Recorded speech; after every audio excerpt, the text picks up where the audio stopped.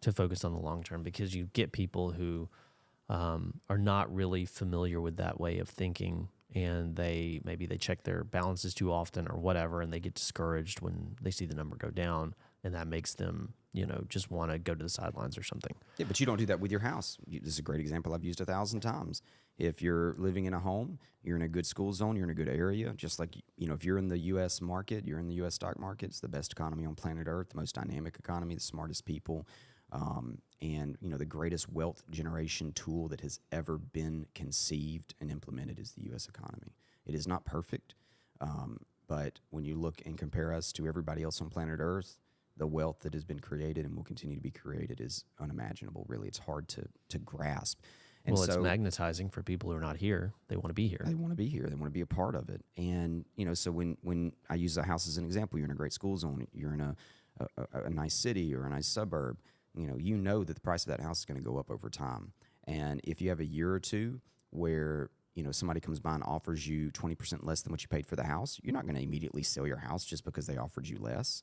You got to think about your stocks, your assets in the exact same way.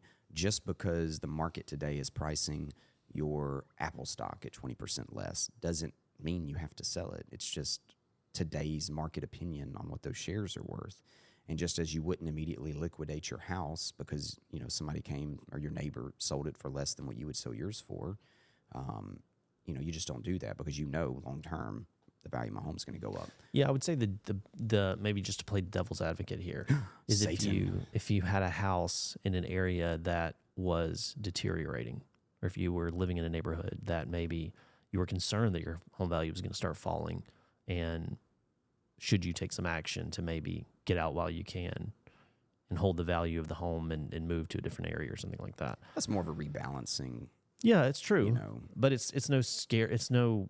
It's still sort of a scary, kind of uncertain environment. And I'm not advocating that, you should do that, but... but had you consulted with a well-versed broker, an agent, before you bought the home, you would have avoided the mistake of getting into an area that maybe would go down. Potentially.